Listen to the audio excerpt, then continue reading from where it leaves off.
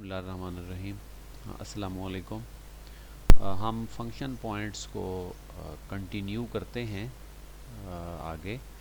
Last lecture में हमने function point analysis techniques देखा कि थ्री टाइप्स ऑफ ट्रांजैक्शंस से three type of transactions and two types of data files से evolve हुई। हमने इन तीन टाइप्स की ट्रांजैक्शंस को, जिसमें external inputs, external outputs, external enquiries या एक्सटर्नल क्यूरीज़, और उसके अलावा दो data files, internal logical files जिनको ILF कहा जाता है, और एक्सटर्नल इंटरफेस फाइल्स जिनको EIF कहते हैं।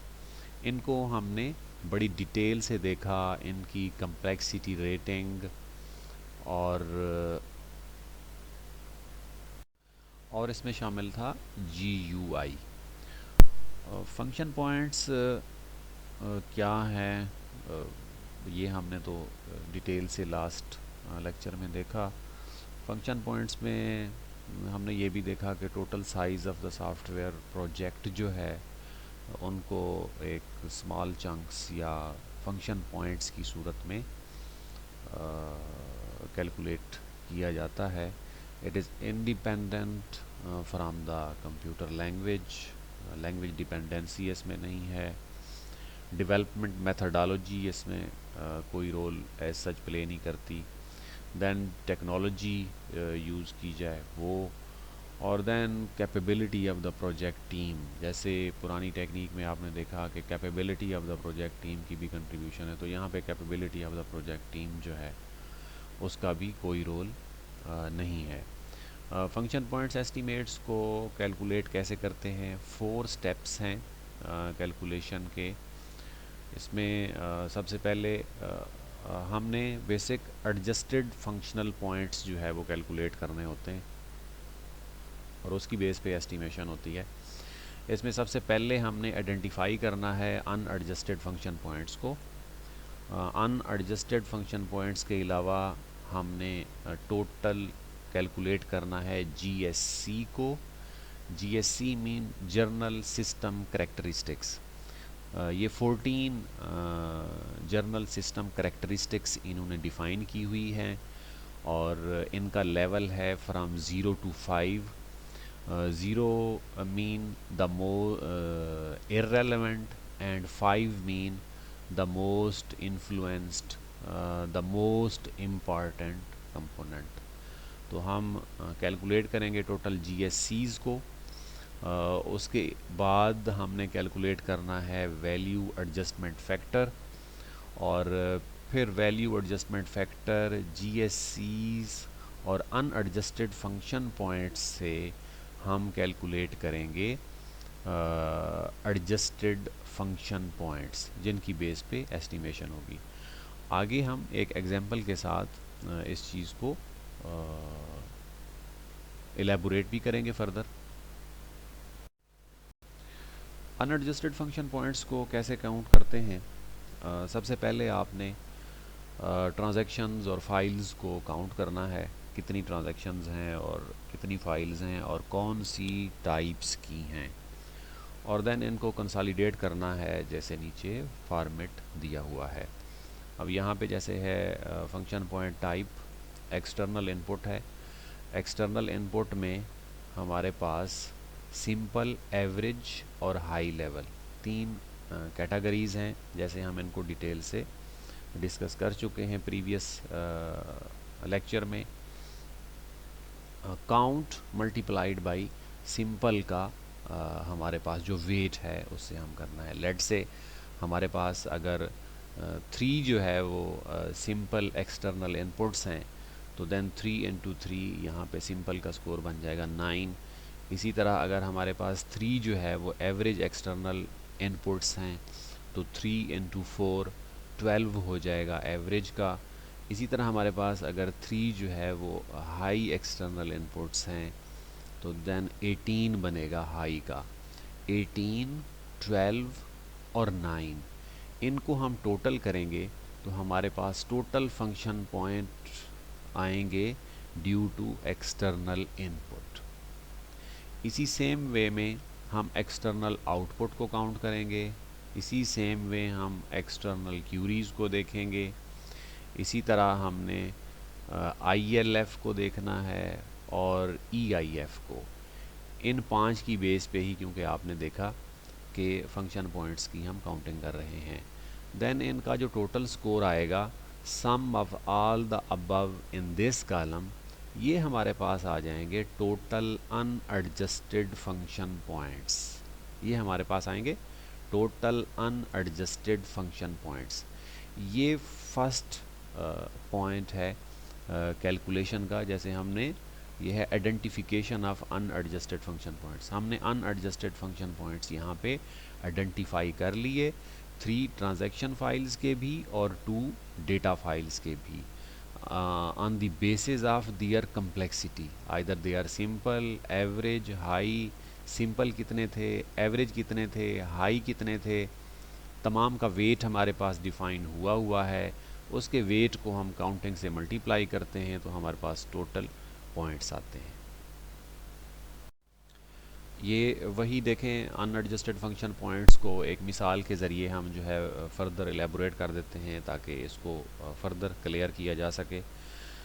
जैसे let us assume a count of 5 for each transaction और file, then there are 480 unadjusted function points हमारे पास बनेंगे। देखें, फाइल टाइप हमारे पास हो गई, हमारे पास एक्सटर्नल इनपुट है। सिंपल में हमारे पास 5 जो है एक्सटर्नल इनपुट्स हैं, 3 उसका वेट है, 5 इंटू 3।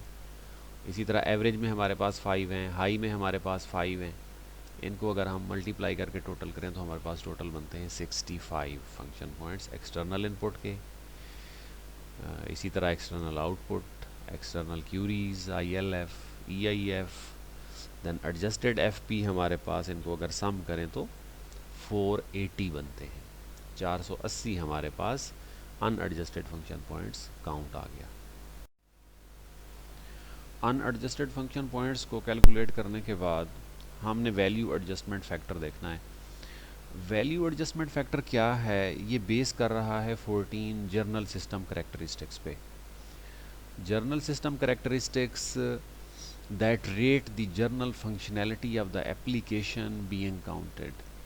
GSC क्या करता है कि उस इन्वायरमेंट को डिस्क्राइब करता है जिस इन्वायरमेंट में एप्लीकेशन ने डिप्लॉय होना है और वो कैसे डेवलपमेंट वर्क को इन्फ्लुएंस करेगी। लेट से एक नेटवर्क एप्लीकेशन है, एक डिस्ट्रीब्यूटेड एप्लीकेशन है, वो डेवलपमेंट वर्क को जो है वो कैसे इन्फ्लुएंस करेगी, या डिस्ट्रीब्यूटेड एप्लीकेशन नहीं है तो वो कैसे इन्फ्लुएंस करेगी।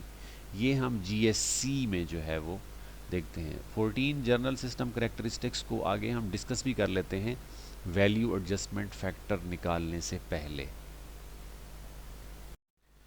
GSC की कम्प्लेक्सिटी रेटिंग कैसे है? General system characteristics address the influence range. कितना इन्फ्लुएंस है? वैल्यू रेंज करती है from 0 to 5। 0 mean no influence और 5 मीन स्ट्रॉन्ग इन्फ्लुएंस। अब मैंने डिस्ट्रीब्यूटेड एप्लीकेशन की मिसाल दी। अगर एप्लीकेशन डिस्ट्रीब्यूटेड नहीं है तो इट्स मीन 0, और अगर फुली डिस्ट्रीब्यूटेड है तो इट्स मीन 5। और रेटिंग्स को जो है वो no influence at all, incidental influence, moderate, average, significant and strong, इसमें बाइफरकेट किया जाता है। इसकी बेस पे वैल्यू एडजस्टमेंट फैक्टर जो है वो काउंट किया जाता है। जर्नल सिस्टम करेक्टरिस्टिक्स में सबसे पहले है data communication. Data communication, data and control information used in the application are sent or received over communication facilities. Application का जो डेटा है वो अगर कम्युनिकेशन चैनल्स के थ्रू रिसीव हो रहा है या उस पर सेंट हो रहा है तो देन उसकी हमने स्कोरिंग करनी है on the basis of defined parameters. अब नीचे आप देखें कि स्कोर एज, इसको स्कोर किया जा सकता है। 0 स्कोर होगा अगर एप्लीकेशन जो है वो प्योर बैच प्रोसेसिंग है और स्टैंड अलोन है, तो इसको हम 0 स्कोर देंगे। 0 score mean there is no influence of data communication. जब एक स्टैंड अलोन एप्लीकेशन है, एक सिस्टम के लिए डेवलप करनी है, एक ही सिस्टम पे उसने रन होना है, उसी सिस्टम पे डेटा उसने लेना है, उसी सिस्टम पे उसको स्टोर करना है, तो देन हमारे पास डेटा कम्युनिकेशन इन्वॉल्व ही ना हुई, तो इसलिए हमने उसको स्कोर दिया 0। हम 1 स्कोर देंगे अगर एप्लीकेशन जो है वो बैच है और रिमोट डेटा एंट्री है या रिमोट प्रिंटिंग है, इनमें से कोई एक चीज़ हो तो उसको हम 1 स्कोर देंगे। बैच एप्लीकेशन है लेकिन रिमोट डाटा एंट्री है या रिमोट प्रिंटिंग है, are any of the one, कोई भी हो हम उसको 1 स्कोर देंगे।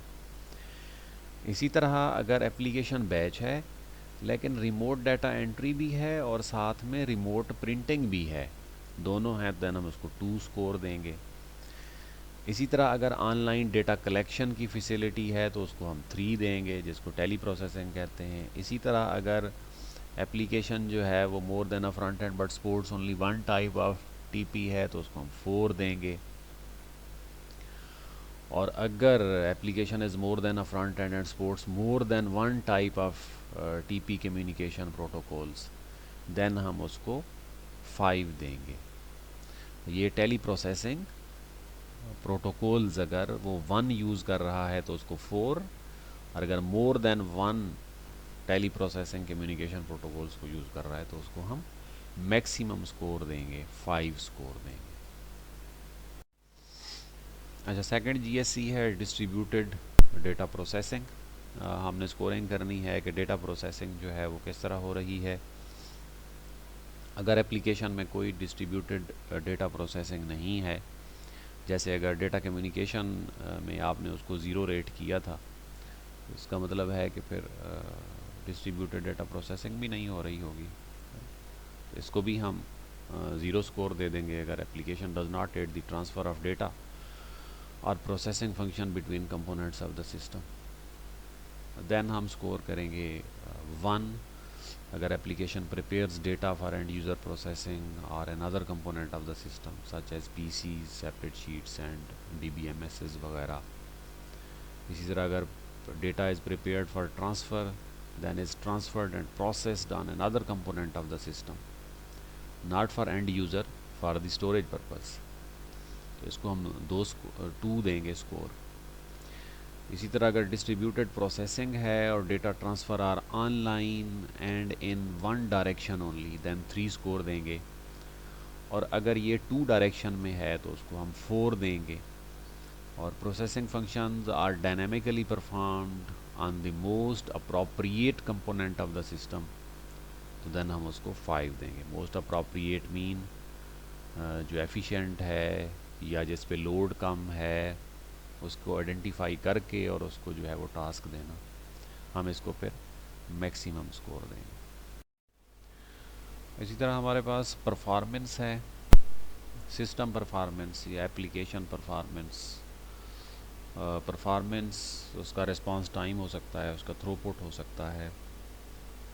अगर परफॉर्मेंस जो है वो यूज़र की कोई स्पेशल रिक्वायरमेंट्स नहीं है तो उसका 0 स्कोर होगा। अगर परफॉर्मेंस जो है वो बयान की गई हैं और उनको रिव्यू किया जा चुका है लेकिन कोई स्पेशल एक्शन जो है वो रिक्वायर नहीं है तो उसको हम 1 देते हैं। और इसी तरह अगर थ्रूपुट क्रिटिकल है तो उसको हम 2 देते हैं। अगर थ्रूपुट क्रिटिकल है इन सम स्पेसिफिक टाइम तो उसको 3 देते हैं। और इसी तरह 4, 5 जूँ आप आगे जाते। हैविली यूज्ड कॉन्फ़िगरेशन से मुराद है ऑपरेशनल कॉन्फ़िगरेशन के सिस्टम जहाँ पे इम्प्लीमेंट हो रहा है वहाँ पे ऑपरेशनल कॉन्फ़िगरेशन जो है वो बहुत ज़्यादा अगर रिक्वायर्ड है।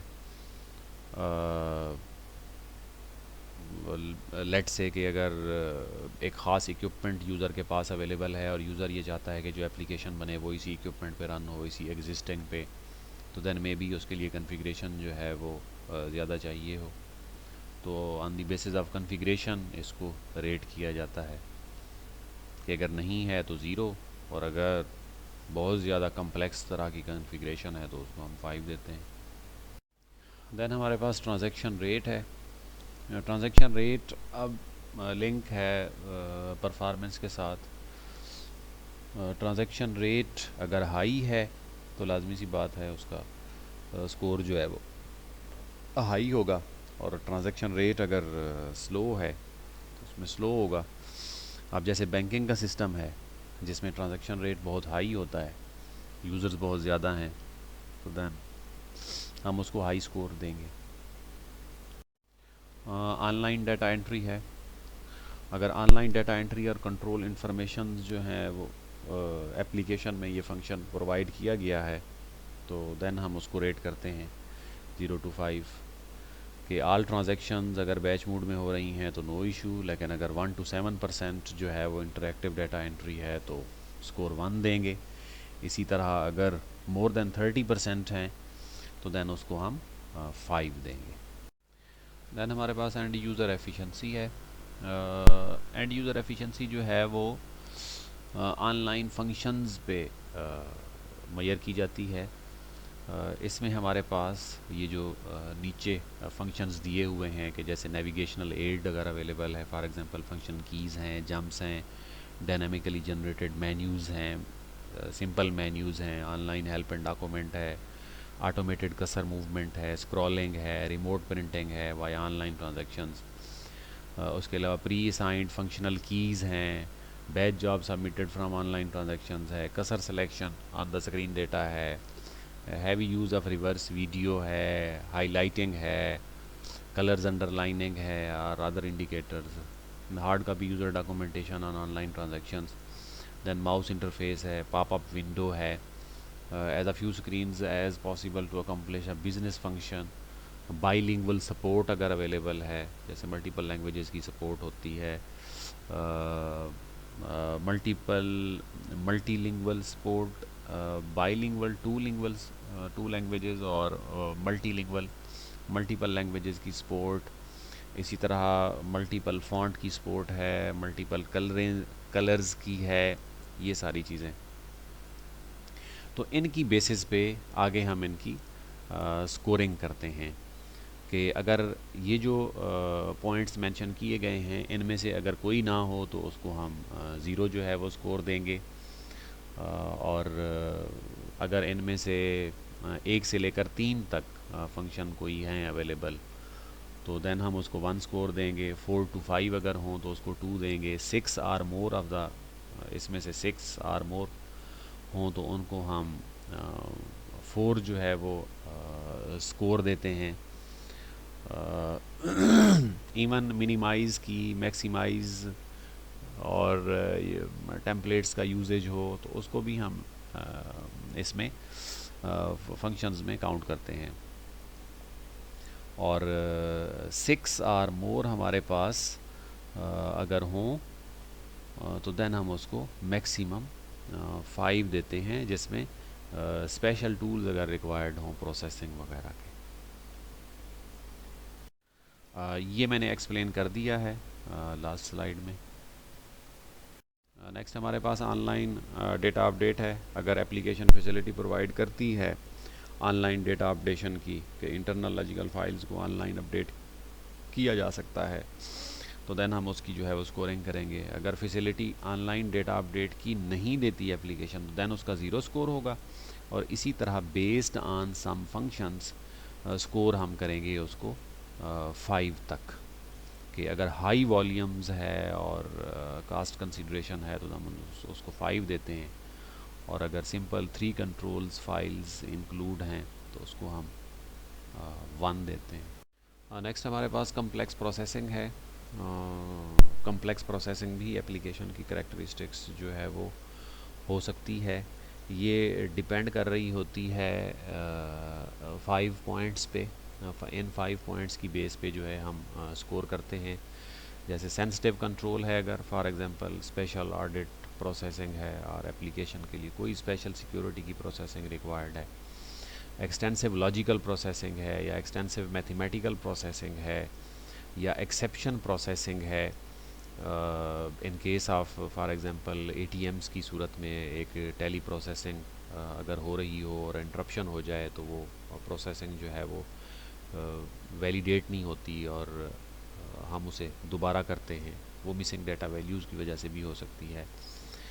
Then complex processing to handle multiple input output possibilities.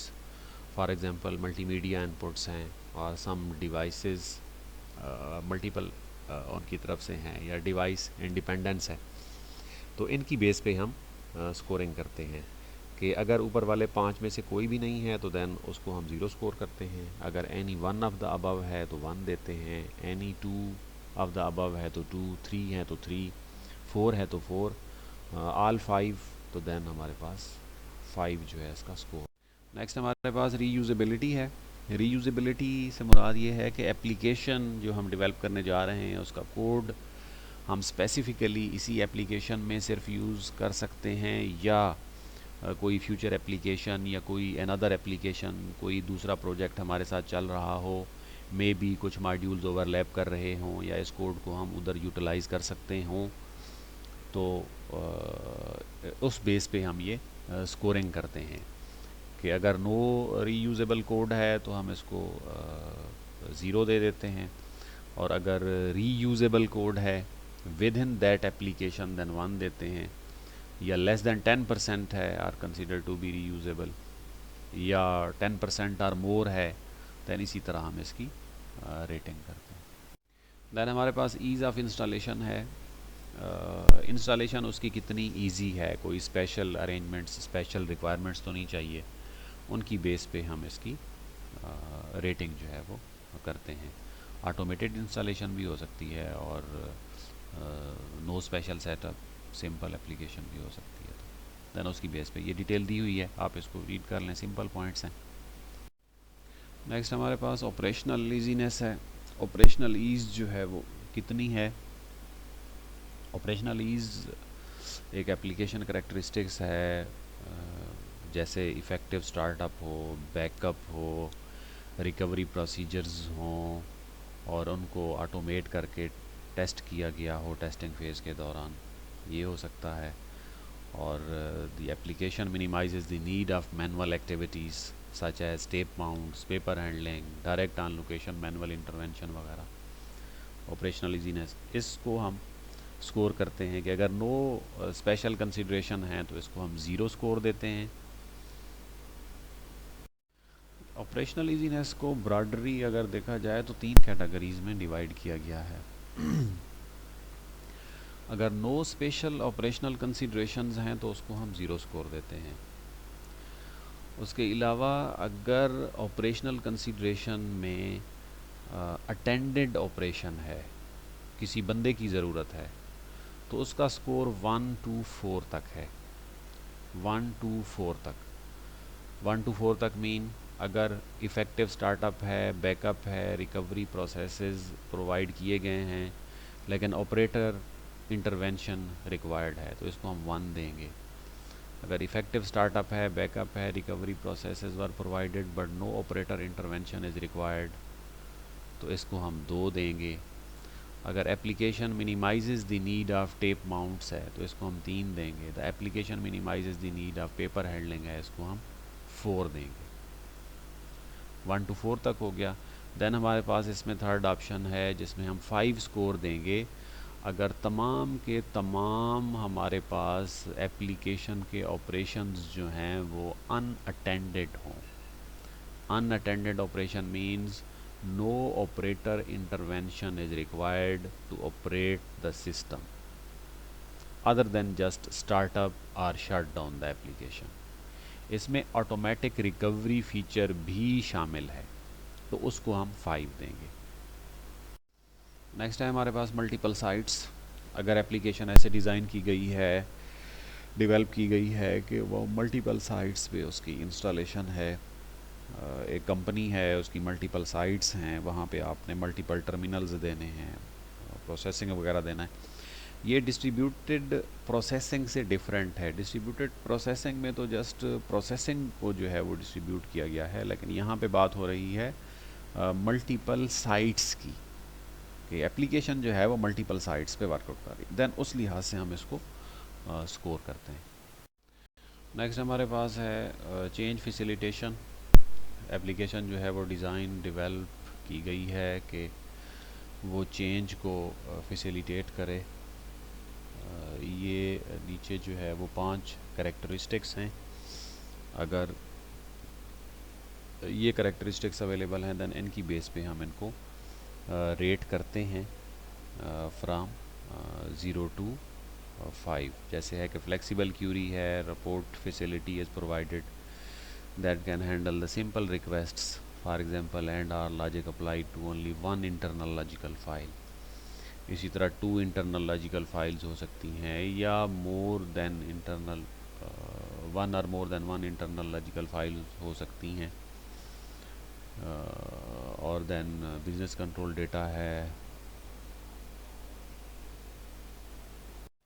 Last slide में दिए हुए जो 5 हमारे पास पॉइंट्स हैं उनकी बेस पे चेंज फैसिलिटेशन के जो 5 पॉइंट्स हैं उनकी बेस पे जो हम ये स्कोरिंग करते हैं।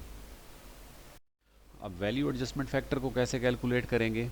जीएससीज को आपने देख लिया, journal system characteristics. Journal system characteristics की रेटिंग जो है वो अवेलेबल है तमाम की।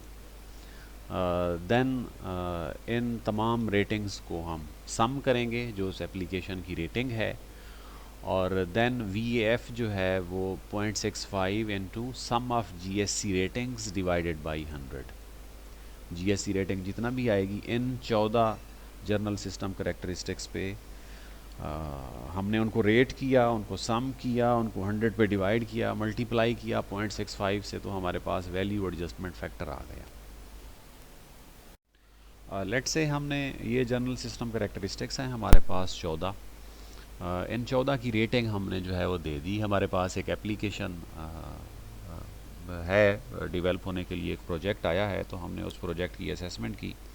तो असेसमेंट की बेस पे हमने ये रेटिंग कर दी कि जी डाटा कम्युनिकेशन को हमने 2 रेट किया, डिस्ट्रीब्यूटेड डाटा प्रोसेसिंग 3 है, परफॉर्मेंस 4 है, हैवीली यूज्ड कॉन्फ़िगरेशन 5 है, ट्रांजैक्शन रेट है, ऑनलाइन डाटा एंट्री है, एंड यूज़र एफिशिएंसी है, ऑनलाइन अपडेशन है, कम्प्लेक्स प्रोसेसिंग है, रीयूजेबिलिटी ऑलमोस्ट ना होने के बराबर है, दैन इंस्टॉलेशन ईज़ है, ऑपरेशनल ईज़ है, मल्टीपल साइट्स हैं और चेंज फैसिलिटेशन है।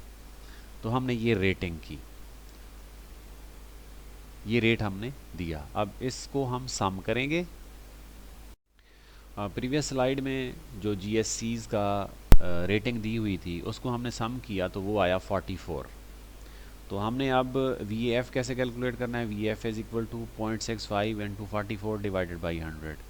तो वैल्यू एडजस्टमेंट फैक्टर हमारे पास 1.09 आ गया। अब वैल्यू एडजस्टमेंट फैक्टर जब हमारे पास आ गई दैन हमारे पास एडजस्टेड फंक्शनल पॉइंट को काउंट करना बिल्कुल आसान है, क्योंकि हमने unadjusted functional point already count किए हुए हैं। अच्छा, अब एडजस्टेड फंक्शन पॉइंट हम कैसे कैलकुलेट करेंगे? एडजस्टेड फंक्शन पॉइंट हमारे पास है unadjusted function point into VAF। अगर हम पुरानी मिसाल को कंसीडर करें जिसमें 480 हमारे पास अनएडजस्टेड फंक्शन पॉइंट्स थे और VAF हमने उसी का निकाला तो 1.09, तो हमारे पास टोटल फंक्शनल पॉइंट्स आ जाएंगे। एडजस्टेड फंक्शन पॉइंट्स या फंक्शन पॉइंट्स आ जाएंगे हमारे पास 523 आ गए फंक्शन पॉइंट्स। अब फंक्शन पॉइंट से हम कैसे कैलकुलेट करेंगे कास्ट? क्योंकि हमने लास्ट लेक्चर में भी देखा कि फंक्शन पॉइंट क्या है, ये यूनिट ऑफ मेजरमेंट है, फंक्शनैलिटी यूनिट है किसी भी इंफॉर्मेशन सिस्टम का या किसी भी प्रोजेक्ट का, किसी भी सॉफ्टवेयर एप्लीकेशन का। इन फंक्शन पॉइंट्स को हमने यूज़ किया फंक्शनल साइज़ मेजरमेंट के लिए, सॉफ्टवेयर का फंक्शनल साइज़ मेजरमेंट।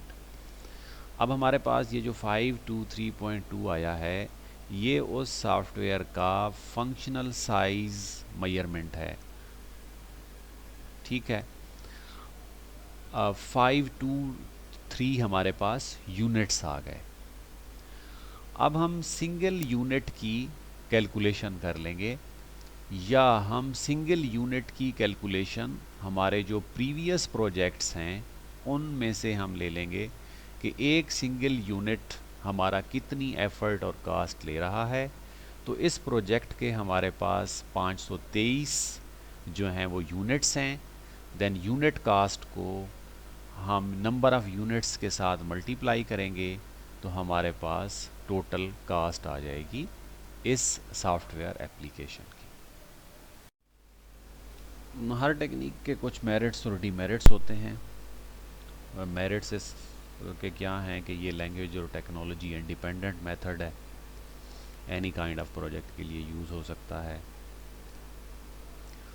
और इसको हम एफर्ट, कास्ट और शेड्यूल तीनों के लिए यूज़ करते हैं। और कोई भी प्रोजेक्ट हो, चाहे वो प्रोटोटाइपिंग जिसमें रिक्वायर्ड हो, या स्पाइरल मॉडल्स हों, या जहाँ पे यूज़र जो है वो अनसर्टन हो, उनके लिए यूज़ किया जा सकता है। क्योंकि स्पाइरल और प्रोटोटाइप हमारे पास मॉडल्स हैं ही इसीलिए कि जब यूज़र जो है वो अनसर्टन हो, ये उनके लिए भी यूज़ हो सकता है। You can use function points as a project estimation technique when you anticipate changes in the middle of the project. ये भी कोई मसला नहीं है। हाँ, अगर आप स्लॉक, कोकोमो वगैरह यूज़ करेंगे तो देन अगर दरमियान में कोई चेंजेस आई तो उससे वो डिस्टर्ब हो जाएगा, उससे ये बेटर टेक्निक है। फंक्शन पॉइंट एस्टिमेशन जो है वो एक सब्जेक्टिव और होलिस्टिक अप्रोच देता है प्रोजेक्ट एस्टिमेशन की। और फंक्शन पॉइंट जो है इसमें बहुत कम है कि आपके पास एस्टिमेशन जो है वो इनकरेक्ट हो, चांसेस उसके कम हैं इनकरेक्ट।